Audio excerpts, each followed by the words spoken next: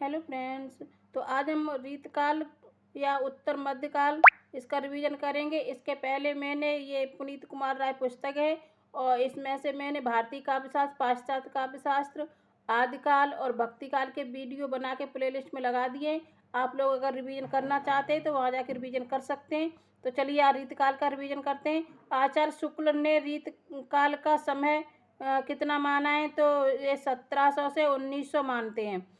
उत्तर मध्यकाल का नामकरण यानी कि रीतकाल का नामकरण, रीतकाल को किसने क्या कहा, तो रीतकाल को आचार्य रामचंद्र शुक्ल ने रीतकाल कहा। और रीतकाल को अलंकृत काल मिश्र बंधुओं ने कहा। रीतकाल को श्रृंगार काल विश्वनाथ प्रसाद मिश्र ने कहा। और ये जो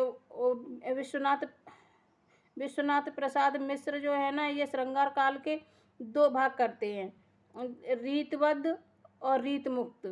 श्रृंगार काल को दो भागों में बांटते हैं। फिर इसमें क्या कि फिर रीतबद्ध के भी दो भाग करते हैं, उसको रीत सिद्ध और रीतबद्ध में बांटते हैं। तो चलिए फिर से, उत्तर मध्यकाल को श्रृंगार काल किसने कहा और उसे दो भागों रीतबद्ध और रीत मुक्त में बांटकर पुनः रीतबद्ध को रीत सिद्ध और रीतबद्ध में बांटा, तो विश्वनाथ प्रसाद मिश्र ने बांटा। किस विद्वान ने रीतबद्ध कवियों की दो श्रेणियां आचार कवि और काव्य कवि निर्धारित किया तथा आचार कवियों को सर्वांग निरूपक, रस निरूपक, अलंकार निरूपक और पिंगल निरूपक वर्गों में विभक्त किया, तो डॉक्टर नगेंद्र ने किया। Modern vernacular literature of Hindustan के 7वें अध्याय को ग्रियर्सन ने रीत काव्य कहा। इसके अंतर्गत उसने केशवदास, बलभद्र, सुंदर, चिंतामण, भूषण, मतिराम, प्रतापशाही आदि को रखा है। तो वह modern vernacular literature of Hindustan पर थोड़ी चर्चा कर लेते हैं। तो ये ग्रियर्सन ने लिखा है, इतिहास ग्रंथ है। इसके उन्होंने 11 भाग किए हैं, 11 भागों में उन्होंने बांटा है। The modern vernacular literature of Hindustan को कालक्रमानुसार हिंदी साहित्य का प्रथम इतिहास ग्रंथ माना जाता है। ठीक, इसके 11 भाग उन्होंने किए। उसी में से 7वां नंबर पे जो आता है वो रीत काव्य है। तो प्रथम है इसका चारणकाल। चारणकाल का समय 700 ईस्वी से 1400 ईस्वी है। फिर दूसरे नंबर पे 15वीं शताब्दी का धार्मिक पुनर्जागरण है। तीसरे नंबर पर जायसी की प्रेम कविता है। चौथे नंबर पर ब्रजभाषा का कृष्ण संप्रदाय है। 5वें नंबर पर मुगल दरबार है। 6वें नंबर पर तुलसीदास हैं। फिर 7वें नंबर पर रीत काव्य है। 8वें नंबर पर तुलसीदास के अन्य प्रवृत्ति हैं। 9वें नंबर पर 18वीं शताब्दी है। और 10वें नंबर पर कंपनी के शासन में हिंदुस्तान है। 11वें नंबर पे महारानी विक्टोरिया के शासन में हिंदुस्तान है। इस तरह से उन्होंने 11 भाग किए हैं। तो अभी रीतकाल पूछा, हो सकता है अब की बात तुलसीदास पूछ लिया जाए। तो तुलसीदास किस नंबर पे, तो तुलसीदास को इन्होंने 6वें नंबर पे रखा है। मुगल दरबार 5वें नंबर पे। ठीक, तो चलिए अब आगे चलते हैं। और आचार्य शुक्ल ने रीतकाल को दो भागों में विभक्त किया है, रीत ग्रंथकार कवि और अन्य कवि। काव्य की रीत सिकिस कुवंशों दे की सुनी बहु लोक की बात है। भिखारी दास की पंक्तियां हैं। वास्तव में श्रृंगार और वीर इन्हीं दो रसों की कविता इस काल में हुई। प्रधानता श्रृंगार की रही। इससे इस काल को रस के विचार से कोई श्रृंगार काल कहे तो कह सकता है। ये आचार्य रामचंद्र शुक्ल का कथन है। रीत काल का वर्गीकरण मुक्ति रीति और बद्ध रीति के दो भाग, रीति चेतस और काव्य चेतस। फिर मुक्ति रीति के दो भाग, क्लासिकल और स्वच्छंद। ये डॉक्टर बच्चन सिंह करते हैं। और देखिए डॉक्टर बच्चन सिंह ने क्या किया, रीत काल को इन्होंने दो भागों में व्यक्त किया, रीत मुक्त और रीतबद्ध। फिर क्या करते हैं कि रीतबद्ध के भी दो भाग करते हैं। रीतबद्ध के दो भाग करते हैं तो एक हो जाता है रीत चेतस और दूसरा हो जाता है काव्य चेतस। ठीक, फिर भी करते हैं ये मुक्त रीति। फिर ये मुक्त रीति को लेते हैं तो मुक्त रीति के भी दो भाग करते हैं। बुद्ध रीति के दो भाग हो गए, अब मुक्त रीति के भी दो भाग करते हैं। तो उसका नाम रखते हैं क्लासिकल और स्वच्छंद। इस तरह से करते हैं। ये डॉक्टर बच्चन सिंह हैं। आखर लगाए ले तो आखन की सामा हो, ये पद्माकर की पंक्तियां हैं। भूप से लसत कवि, कवि से लसत भूप, भूप और कवि से लसत सभा की गर आनो है, ये ठाकुर की पंक्तियां हैं। नायिका भेद से संबंधित ग्रंथ रसमंजरी के रचयिता भानुदत्त हैं। अलंकार से संबंधित संस्कृत ग्रंथ चंद्रालोक के रचयिता जयदेव हैं। तो रसमंजरी भानुदत्त लिखते हैं, चंद्रालोक जयदेव लिखते हैं। चंद्रालोक अलंकार ग्रंथ है और रसमंजरी नायिका भेद ग्रंथ है। कर्णा भरत श्रुत भूषण भूप भूषण नामक 3 अलंकार संबंधी ग्रंथ किसने लिखे हैं? तो कन्नेश कवि ने लिखे हैं। शास्त्रीय पद्धति पर काव्य रीति के विभिन्न अंगों की सम्यक विवेचना करने वाले प्रथम आचार्य केशव दास हैं। आचार्य शुक्ल ने रीत काव्य की परंपरा का प्रवर्तक किसे माना है? तो शुक्ल चिंतामण को मानते हैं, चिंतामण त्रिपाठी को। डॉक्टर नगेंद्र ने रीत काव्य का प्रवर्तक किसे माना है? तो केशव दास को माना है। ब्रजभाषा हेतु ब्रजभाषहीन अनुमानो ऐसे ऐसे कविन की वाणी हूँ सो जानिए भिखारीदास की पंक्तियाँ हैं। नृपत नैन कमलन व्रथा चितवत वासर जाहे हृदय कमल में हर लहे कमल मुखी कमलाहे। ये मतराम की पंक्तियाँ हैं। मतराम सतसई लिखते हैं, उसी से हैं। आगे के कब रीज हैं तो कविताई न तो राधिका कनाई सुमरन को बहानो। ये भिखारीदास की पंक्तियाँ हैं। ये काव्य निर्णय से ली गई हैं। काव्य निर्णय भिखारीदास लिखते हैं, उसी से ली गई हैं। रीति का तात्पर्य विशिष्ट पद रचना। सामान्यतः रीत काल की अवधि मानी जाती है। तो रीत काल का समय माना जाता है 17वीं शताब्दी के मध्य से 19वीं सदी के मध्य। आचार्य शुक्ल ने केशव दास को अलंकारवादी माना है। आचार्य शुक्ल ने केशव के परवर्ती रीत कवियों को रसवादी माना है। वाग्धारा बंधी हुई नालियों में ही प्रभावित होने लगी, जिससे अनुभव के बहुत से गोचर और अगोचर विषय रस सक्त होकर सामने आने से रह गए। यह रीत काल के संदर्भ में यह कथन आचार्य रामचंद्र शुक्ल का है। भाषा रुचिर कहें सुमित सब कोय मिल संस्कृत पारस्यो पे अति प्रकट जो होए। तो ये पंक्तियाँ और भी है आगे, ये भिखारीदास की थी। तो ब्रजमागधी मिले अमर नाग यवन भाखन सहज पारसी हूँ मिले सट विद कहत वखान। भिखारीदास कहते हैं। आचार्य शुक्ल ने केशव दास को किस काल के अंतर्गत रखा है? तो आचार्य शुक्ल इनको भक्ति काल के अंतर्गत रखते हैं। आचार्य शुक्ल ने रीत काल के किन कवियों को रीत ग्रंथकार कवि के अंतर्गत रखा? तो इतने कवि हैं ये, चलिए पढ़ देते हैं। चिंतामण त्रिपाठी, बेनी महाराज, जसवंत सिंह, बिहारी लाल मंडन, मतराम भूषण, कुलपत मिश्र, सुखदेव मिश्र, कालिदास त्रिवेदी, राम नेवाज, देव श्रीधर, सूरत मिश्र, कविंद्र यानी कि उदयनाथ, श्रीपत, वीर, कृष्ण कवि, रसिक सुमित और गंजन अली, सुहेब खां, प्रीतम, भिखारीदास, भूपत, राजा गुरदत्त सिंह, तोषनिध, दलपत राय, वंशीधर, सोमनाथ, रसलीन, रघुनाथ दूल्हा, कुमारमणि भट्ट, शंभुनाथ मिश्र, शिव सहायदास, रूप साई, ऋषिनाथ, बैरीसाल दत्त, रतन कवि, हरिनाथ, मनीराम मिश्र, चंदन देवकी, नंदन महाराज, राम सिंह, भान कवि, धान कवि, बेनी बंदीजन, बेनी प्रवीण, यशोदा नंद, जसवंत सिंह द्वितीय, करण कवि और गुरुदीन पांडे, ब्रह्मदत्त, पद्माकर भट्ट, ग्वाल कवि, प्रतापशाही, रसिक गोविंद। इनको उन्होंने रीत ग्रंथकार कवियों के रूप में रखा है। चलिए आगे चलते। आचार्य शुक्ल ने रीत ग्रंथकार कवि के अंतर्गत कितने कवियों का उल्लेख किया है? तो इन्होंने 57 कवियों का उल्लेख किया है, आचार्य रामचंद्र शुक्ल ने। ये 57 कवि। रीत कवि चिंतामण त्रिपाठी कहाँ के रहने वाले थे? तो चिंतामण त्रिपाठी तिकवापुर कानपुर के रहने वाले थे। जनश्रुति के अनुसार चिंतामण त्रिपाठी के भाई भूषण, मतराम, जटाशंकर, ये 3 भाई और थे। तो चिंतामण किसके राज्याश्रित कवि थे? तो ये नागपुर के भौसाला राजा मकरंद शाह के राजाश्रित कवि थे। किस कवि ने अपने ग्रंथ में अपना नाम कहीं कहीं मणिमाल भी लिखा है? तो चिंतामण त्रिपाठी ने लिखा है। चिंतामण त्रिपाठी का दूसरा नाम मणिमाल था। रीतकाल की प्रमुख मुक्तक रचनाएं। तो चिंतामण लिखते हैं कवि कुल, कल्पतरु, रसविलास, काव्य विवेक, श्रृंगार मंजरी, काव्य प्रकाश, छंद विचार। मतराम लिखते ये मुक्तक रचनाएं। मतराम लिखते रसराज, ललित ललाम, सतसई, अलंकार, पंचाशिका, व्रत कौमुदी। भूषण लिखते शिवराज भूषण, शिवावामनी, छत्रसाल दशक। बिहारी लिखते सतसई। रसनिध लिखते रत्न हजारा, विष्णुपद कीर्तन, कवित्व बारहमासी, गीत संग्रह अरिल इंडोला सतसई।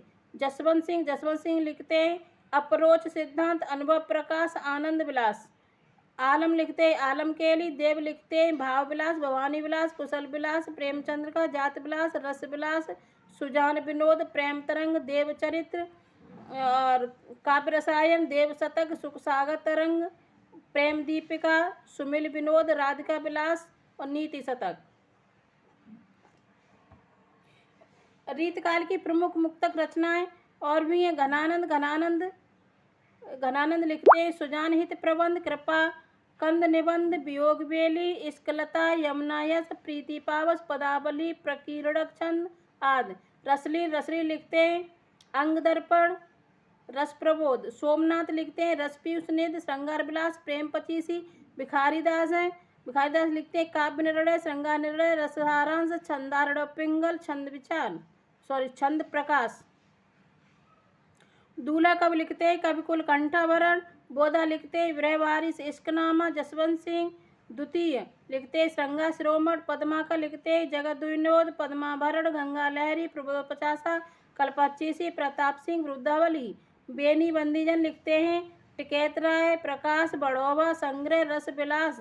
ग्वाल लिखते हैं यमुना लहरी भक्त वावन रसकानंद रसरंग कृष्णजू को नकशिक दूषण दर्पण राधाष्टक राधा माधव मिलन कवि हृदय विनोद कवि दर्पण नेहि निर्माण वंशी वीसा कुब्जाष्टक षट ऋतुवर्णन अलंकार ब्रह्म भंजन रसरूप दृगशतक। द्विजदेव लिखते श्रृंगार लतिका श्रृंगार बत्तीसी श्रृंगार चालीसा कवि कल्पद्रुम। द्विजदेव की कल्पद्रुम। रीतकाल के प्रमुख प्रबंध काव्य हैं। चिंतामण लिखते रामायण रामश्वमेघ कृष्ण चरित्र। गोविंद सिंह लिखते चंडी चरित्र। मंडल लिखते जानकी जू का विवाह पुरंदर माया। कुलपति मिश्र लिखते द्रोड़ पर्व का दूसरा नाम संग्राम सार है। लाल कवि लिखते छत्र प्रकाश। श्रीधर लिखते जंगनामा। सूदन लिखते सुजान चरित्र। पद्माकर लिखते हिम्मत बहादुर वृद्धावली। ग्वाल कवि लिखते हमीरहट विजय विनोद गोपी पचीसी। रीत काल के प्रमुख नाटक है। जसवंत सिंह लिखते प्रबोध चंद्रोदय नाटक। राम लिखते हनुमान नाटक। नेवार लिखते शकुंतला नाटक। सोमनाथ लिखते माधव विनोद नाटक। देव लिखते देव माया प्रपंच नाटक। ब्रजवासी दास लिखते प्रबोध चंद्रोदय नाटक। रामलंकार रामचंद्र भूषण रामचंद्र भरण नामक मुक्तक काव्यों की रचना किसने की? तो ये गोप ने की। रीत सुभाषा कवित्व की वर्णत बुध अनुसार। ये पंक्तियां चिंतामण की है कविकुल कल्पतरु से ली गई हैं। सो विश्रब्द नवोढ़ा यो वर्णत कवि रसरीत। ये मतिराम की पंक्तियां रसराज से ली गई हैं। सुखविन हूँ की कछु कृपा सुमुझ कविन को पंत। ये भूषण की पंक्तियां शिवराज भूषण से ली गई हैं। अपनी रीत के काव्य और कवि भाषा प्राकृत संस्कृत देख महाकवि पंत। ये देव की पंक्तियां शब्द रसायन से ली गई हैं। जाते कछु हूँ लिहो कविता ही को पंत। ये भिखारीदास की पंक्तियां हैं। श्रृंगार रस और नायिका भेद निरूपण के लिए भानुदत्त की रसमंजरी तथा रस सामग्री और रस के भेदों के लिए उन्हीं की रस तरंगड़ी एवं अलंकार के निरूपण के लिए जयदेव का चंद्रालोक अथवा अप्पय दीक्षित का कुवलयानंद रीतकालीन कवियों के बीच सर्वाधिक ग्राह्य रहे। रीतकाल में श्रृंगार रस और नायक नायिका भेद निरूपण के लिए प्रमुखतः संस्कृत के ग्रंथों को आधार बनाया गया। ये भानुदत्त की रसमंजरी और रस सामग्री। रीतकाल में रस के भेदों के निरूपण के लिए मुख्यतः संस्कृत के किस को आधार बनाया गया? तो भानुदत्त की रस तरंगड़ी को आधार बनाया गया है। रीतकाल में अलंकार निरूपण के लिए मुख्यतः संस्कृत के किन ग्रंथों को आधार बनाया गया है? तो चंद्रालोक को बनाया गया है अलंकार के लिए और अप्पय दीक्षित का कुवलयानंद। रीतकाल में छंद विवेचन के लिए मुख्यतः किन ग्रंथों को आधार बनाया गया है?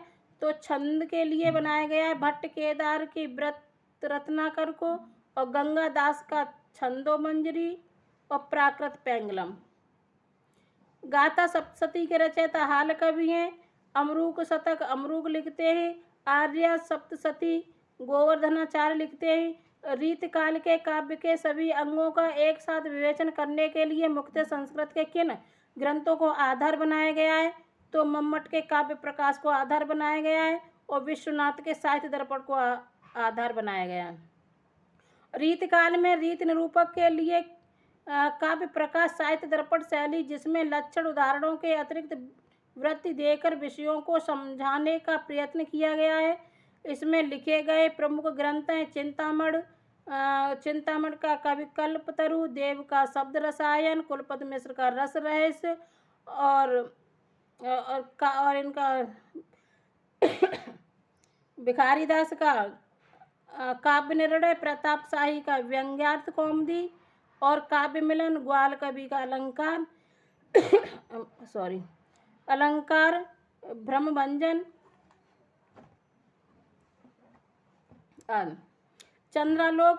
चंद्रालोक कोवलानंद की संक्षिप्त शैली में लिखे गए प्रमुख ग्रंथ हैं जसवंत सिंह कृत भाषाभूषण, दूल्हा कवि कुल कंठाभरण और बैरी साल का भाषाभूषण, गोविंद का कर्णाभरण, याकूब खां का रसभूषण, पद्माकर का पद्माभरण आदि। रीतकाल में किस शैली में सर्वाधिक रीत ग्रंथ लिखे गए? तो भानुदत्त की रसमंजरी शैली में सर्वाधिक लिखे गए, जिसमें लक्षण और उदाहरण देकर रस निरूपण किया गया है। छोड़े आपनो भौन तुम भौन कौन के जात, ते धन ले ब्रज रास लखे, गृह काज करे अरुलाज समारे, ये मतराम की पंक्तियां हैं। पर रस चाहे पर की या तजे आप गुणगोत, तथा प्रेमहीन प्रिय वैश्या है श्रृंगार भास, ये देव की पंक्तियां हैं। कोउ कितेउ उपाव करो कछु होतन आपन पीर उपराय, ये मतराम की पंक्तियां हैं। कालक्रम अनुसार रीतकाल के प्रमुख कवि हैं। कालक्रम के अनुसार रीतकाल के कवि देख लेते हैं। केशवदास का समय 1555 ईस्वी से 1617 ईस्वी है। बिहारी का समय 1594 ईस्वी से 1595 ईस्वी से 1663 ईस्वी है और ये बसवा गोविंदपुर ग्वालियर के थे। चिंतामण का समय 1600 से 1680 या 1684, तिकवापुर कानपुर, भूषण 1613 से 1714, मतिराम 1617 से 1601 ईस्वी, बनपुर जिला फतेहपुर उत्तर प्रदेश। देव का 1673 ईस्वी से 1767 ईस्वी, इटावा उत्तर प्रदेश। घनानंद 1689 ईस्वी से 1739 ईस्वी। पद्माकर का समय 1753 ईस्वी से 1833 ईस्वी, सागर मध्य प्रदेश के ये।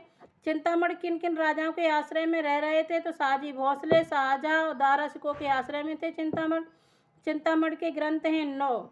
चिंतामण ने 9 ग्रंथ लिखे। मुक्त काव्य, कवि कल्पतरु, रसविलास, काव्य विवेक, श्रृंगार मंजरी, काव्य प्रकाश, छंद विचार पिंगल। प्रबंध काव्य, रामायण, रामाश्वमेघ, कृष्ण चरित्र। चिंतामण के ग्रंथों का परिचय, रसविलास रस विवेचन ग्रंथ, श्रृंगार मंजरी आंध्र के संत अकबर शाह की श्रृंगार मंजरी के संस्कृत अनुवाद का ब्रजभाषा में अनुवाद। ये न्याय का भेद ग्रंथ है। कविकुल कल्पतरु काव्य के दशांगों का विवेचन है इसमें। छंद विचार पिंगल में प्राकृत पेंगलम और भट्ट केदार के वर्ण रत्नाकर के आधार पर कृष्ण का चरित्र वर्णन है। चिंतामण का सर्वाधिक प्रसिद्ध ग्रंथ कविकुल कल्पतरु है। देव के ग्रंथों का परिचय, राग रत्नाकर, संगीत विषयक लक्षण ग्रंथ।